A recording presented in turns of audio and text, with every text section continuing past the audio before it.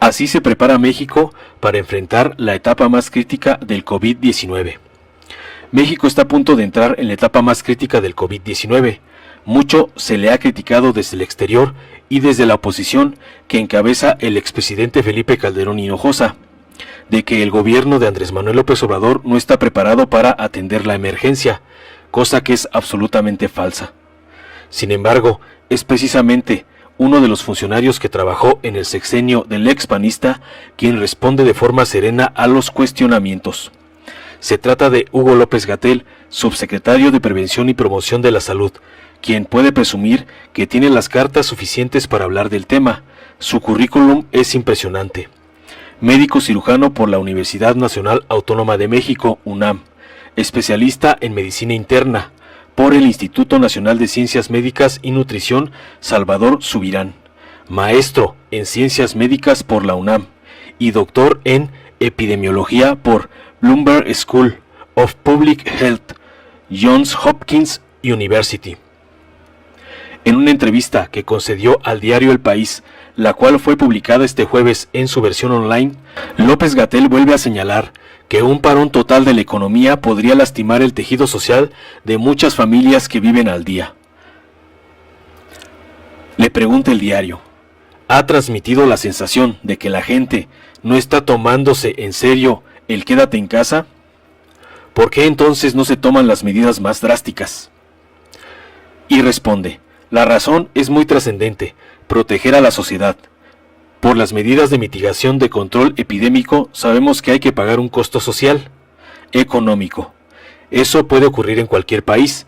A diferencia de Europa, en México tenemos una enorme inequidad, ofensiva, alarmante. La mitad de la población vive por debajo de la pobreza, al día. Pensemos en un comerciante de alimentos, en un taquero, en un albañil. Esa es la población a la que nos interesa proteger. El balance correcto entre proteger la salud y la vida y proteger a la sociedad. No solo en el presente, sino en meses, en años después. Es una delicada tarea, para decirlo de una manera dramática, pero que no deja de ser real.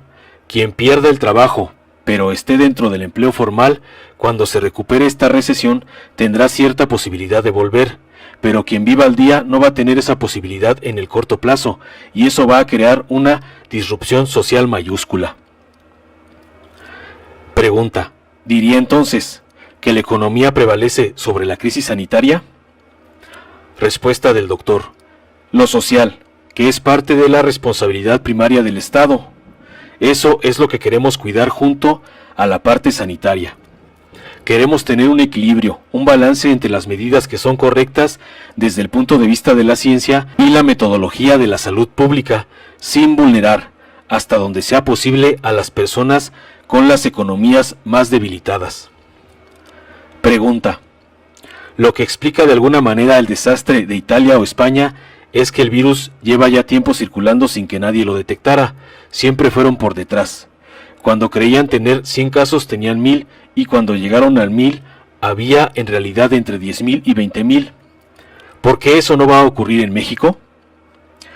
Respuesta, ya ocurre y estamos aplicando la jornada de sana distancia, un paquete de medidas que implica la desmovilización masiva de millones de personas. En todo proceso de vigilancia epidemiológica, esto es algo que se sabe. Uno tiene una señal visible y una parte que no lo es. ¿Por qué razón? Porque los casos que se pueden detectar a través de los métodos de vigilancia epidemiológica dependen de muchos factores, por ejemplo, que las personas acudan o no a consulta, que los médicos detecten, que notifiquen. El número de casos no es la señal principal. La cuenta es la estadística más simple que pueda haber. Después vienen las proporciones y las razones, y las progresiones de tiempo, los patrones de distribución, espacio-temporales, etc. Lo relevante es la tendencia de progresión en el tiempo y cómo se dispersa en el espacio. Esto es así al grado que los sistemas de vigilancia centinela de ciertas enfermedades como la influenza, que utilizan la mayoría de los países europeos, Estados Unidos y Canadá y México, y que es lo que recomienda la Organización Mundial de la Salud, en lo que se basan es en un modelo semejante a las encuestas. Lo que uno ve es una muestra en tiempo real. Lo importante no es el número de casos, la clave es el punto de inflexión en la curva epidémica. Pregunta: ¿desde qué día exactamente se está buscando el COVID-19 en los centros Centinela que miden la influenza en el país? ¿Y cuántas pruebas se han hecho en personas que, en principio, no son sospechosas de tener COVID-19? Respuesta del doctor: se hicieron en los 32 estados de la República y en los hospitales de alta especialidad de la Ciudad de México, 9,100 iniciales. Esta semana se empiezan a distribuir 35,000 pruebas más que nos permitan ver por dónde van los brotes comunitarios. Y, para el escenario 3, queremos adquirir alrededor de 70,000 pruebas más. Pregunta: ¿qué datos manejan ustedes de personas que a diario van a ir necesitando ingreso en los picos más altos de la enfermedad? Respuesta: tenemos varias estimaciones. En las zonas urbanas metropolitanas, como la Ciudad de México, donde habrá más números de casos, tenemos unas 30,000 camas, donde 2,500 son de terapia intensiva, y podemos expandir hasta 50,000 camas de distinta naturaleza, con el auxilio de los militares. Si tuviéramos 1,000 hospitalizaciones al día, por citar números redondos, en un pico máximo de 4 semanas, tendríamos la suficiencia para recibirlos. Pregunta: ¿1,000 por día es su cálculo en esas semanas críticas? Respuesta del doctor: gruesamente, en esas 4 semanas cumbre. Pregunta: ¿qué sería, según ha comentado, entre julio y agosto? Respuesta: bueno, aquí viene un elemento importante. La duración es directamente proporcional al éxito de la mitigación, aplanar la curva de incidencia. Con una epidemia prolongada serán más semanas de alta transmisión con menos casos, menos de 1,000 al día. Esos 1,000 serían la historia natural, es decir, una epidemia que no se toca, que circula libremente, y en ese caso el pico sería hacia la primera semana de mayo. Si lo logramos mitigar, cambiará. Mala noticia, durará hasta agosto o septiembre. Buena noticia, en vez de 1,000, podíamos tener unos 300 ingresos al día, y con esa cifra calculamos la reversión hospitalaria para el peor supuesto. Pregunta: ¿cuántos respiradores mecánicos hay disponibles ya en los hospitales de referencia para el COVID-19? Respuesta: unos 7,500 o algo así, si no recuerdo mal. Es público. Pregunta: ¿son suficientes? Respuesta: no son suficientes todavía. Pregunta: ¿cuántos se prevén comprar y dónde? Respuesta: encontrar en el mundo ventiladores es un reto que hemos tenido, y se han buscado por todo el mundo, incluyendo China, Estados Unidos, algunos países europeos. Hasta el momento, podremos contar con un aumento de cerca de 1,200 nuevos ventiladores. Nuestra meta es 4,500 antes de llegar al pico máximo. Pregunta: ¿y se podrá conseguir? Respuesta: bueno, yo lo espero. Pregunta: ¿por qué todo el mundo está buscando? La respuesta es: todo el mundo está buscando. Pregunta: ¿cuántos hospitales de referencia se van a asignar para el COVID-19? La respuesta es: no es que pretendo ocultarlo, es que no hemos terminado de cerrar eso. En el IMSS, Instituto Mexicano del Seguro Social, hasta el momento hay 70 hospitales que se han considerado ya COVID, parcial o totalmente.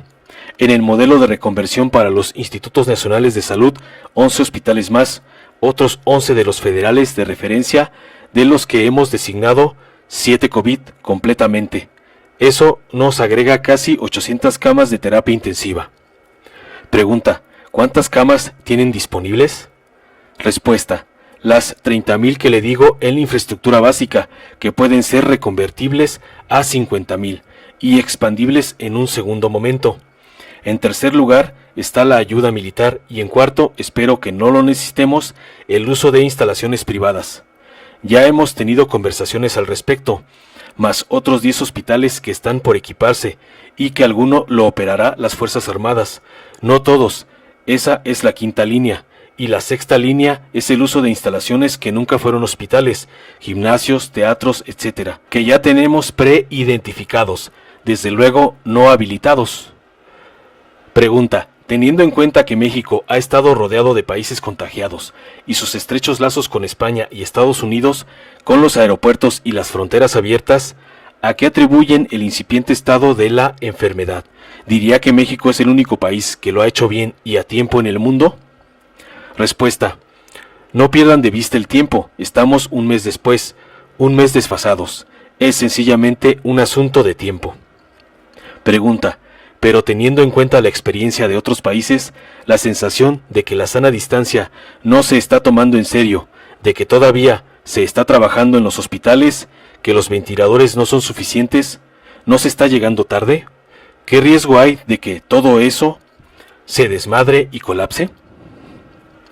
Respuesta: empezamos a prepararnos el 3 de enero. Nuestra señal temprana fue a finales de diciembre y tenemos guías de atención médica, de control de infecciones. Hemos estado en capacitación del personal, en organización de los servicios, en la vigilancia epidemiológica, en el diseño y el cálculo de las intervenciones que empezaron antes del 27 de febrero y las de mitigación. Una cosa es decir que no se respeta la sana distancia a 48 horas de su puesta en marcha, pero creo que no es razonable decir que está llegando tarde la intervención. Llegó cuando tenía que llegar. No improvisamos el domingo por la noche, lo teníamos planeado, lo implantamos cuando llegó el momento, cuando decidimos cerrar las escuelas, por ejemplo. Pregunta: vemos todo el mundo pintado de rojo en el mapa de la OMS, siguiendo la misma inercia hasta un momento en que implosiona todo. ¿Qué está haciendo México diferente para que el virus no le vaya a golpear? ¿Va a estar inmune? Respuesta: no lo está. Ojalá lo estuviera. Primero, es una situación afortunada en donde reaccionamos muy tempranamente. Toda la preparación, esos documentos son trabajos que arrancaron entre el 3 y el 12 de enero. No hemos parado, involucrando a todo el mundo. Desde el principio dijimos que el diagnóstico fuera descentralizado, y eso es una lección aprendida de 2009. La otra lección aprendida fue involucrar a la sociedad. A las universidades les queman las manos por ayudar. Pues que entren. En el sector privado, el que quiera hacer pruebas que las haga, porque sabemos que las pruebas no solamente son un elemento para la vigilancia, también sirven para calmar la ansiedad y es legítimo. Nos preocupan aquellos laboratorios que no tienen la calidad, porque ya nos pasó en 2009. Dicen: vete a tu casa, estás limpio, y se produce una sobreconfianza y la persona deja de ponerse alerta. Jamás nos hemos negado a que hagan las pruebas. Lo que no queremos es que oculten información y de repente, ¡oh sorpresa!, en este hospital privado llevan 2 semanas con un brote de neumonía que era COVID-19. Alguno no ha querido invertir en la estandarización de calidad. Pregunta: ¿qué tanto control tienen sobre la información que les dan los hospitales privados? Y no nos referimos a los grandes hospitales privados, sino a los cientos de hospitales, clínicas que hay en este país. ¿No es uno de los grandes problemas a los que se enfrentan? Respuesta: sí y no. Si la pregunta es si tenemos que en esos hospitales hay casos de COVID y que no sepamos que existen y que resulte en la muerte de personas porque no se atienden con calidad, eso es un problema. Pregunta: ¿lo temen? Respuesta: puede ocurrir porque la calidad de atención en muchas clínicas privadas con licencia sanitaria es, desde hace muchos años, bastante limitada. Si de lo que se trata es de que hay 50 casos acá, 20 allá y otros 300 allá, y no están registrados, eso no sería un problema desde mi punto de vista, por lo que ha dicho el famoso mito de Corea del Sur, de que se hicieron 200,000 pruebas y entonces lo sabe todo. Falso. Corea del Sur, con 200,000 pruebas, no lo es todo. Allá tendrán, qué sé yo, 1,000,000 de casos, suponiendo una proporcionalidad. Si la vigilancia epidemiológica se centrara en casos, y ahorita voy a criticar a la OMS, con todo respeto, fuera tan simple como contar casos, uno diría que cada caso es importantísimo. Pero no se hace así, porque es una estadística simple, que no me dice nada o muy poco. ¿Cuál es mi crítica a la Organización Mundial de la Salud? Cuando tuvieron la epidemia de influenza, la OMS arrancó el proceso de publicar el mapa. Aquí en este país 25 casos, en este 5,000, pero eran países con poblaciones diferentes. De entrada, eso es absurdo, no es proporcional. No puedo comparar 5.000 casos en un país con una población de 300 millones con otra de 100 millones. Pregunta, ¿y cuántas pruebas estima que son necesarias en México? Respuesta, no tenemos un planteamiento de pruebas por millón de habitantes, no hay una propuesta científica. Sería que diga porque tener 6.000 por millón es mejor que 5.000 por millón de habitantes, como tiene Estados Unidos, o 6.5 como México, como señaló un artículo publicado en The New York Times. Adelante, estoy abierto a alguien que me demuestre científicamente por qué ha de haber una cifra referencial. Pregunta, más que criticar a la Organización Mundial de la Salud, ¿le está haciendo usted una enmienda a la totalidad? Respuesta del doctor, hombre, es que es frustrante. Y ahí va otra crítica a los gobiernos del mundo. Las medidas de contención en las fronteras marítimas, aéreas. Reto a cualquiera a que me dé una colección razonable de artículos científicos o simplemente técnicos que muestren cuál es el rendimiento de esa intervención en términos de disminuir el riesgo de introducción del virus, ya sea porque lo difieren temporalmente o porque se disminuye la probabilidad de que entre a un país. Pregunta. Igual es que en esta crisis se va aprendiendo al paso de esta nueva epidemia. Es legítimo que los gobiernos procuren proteger de la mejor manera que entiendan. Respuesta. Va, eso lo doy por legítimo. Vamos a suponer, como dicen los abogados, suponiendo sin conceder, que la aspiración es legítima y que el compromiso como gobernantes es ético. Quieren proteger a su población, va, pero la dinámica que vivió el mundo fue la de un dominó. Después de que Trump anunció que cerraban los vuelos, le siguió El Salvador. Son muy pocos casos y pocos vuelos internacionales. Colombia, luego Ecuador y luego Boris Johnson hizo caso a su magnífica Agencia de Salud Pública de Inglaterra y sacó unos lineamientos muy interesantes.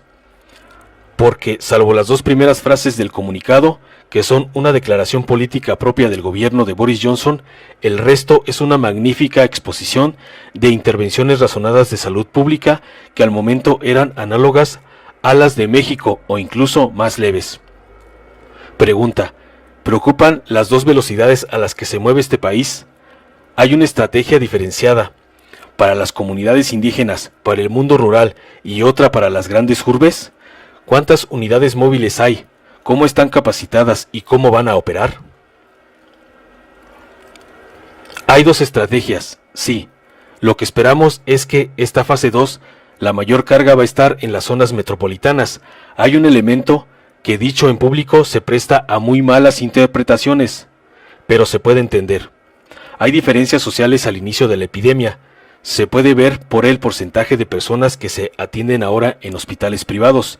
Es una epidemia que se introdujo en un sector poblacional que puede viajar, en su momento a China, luego a Europa, y ya es más común que gente de distinto nivel económico vaya a Estados Unidos, incluidos los migrantes, pero al inicio estaba relativamente autocontenido en la clase media alta. Pero la brecha se perderá porque hay interacciones entre unos y otros, y pasará a los desposeídos, incluidos los rurales, donde la infraestructura de salud, las rutas de acceso y las condiciones de vivienda que dificulten las condiciones de aislamiento van a ser más complejas. Informó Mr. Politicón, nos vemos en el siguiente video. Si te gustó, dale like, compártelo, suscríbete y activa la campanita para recibir las notificaciones de nuestro canal.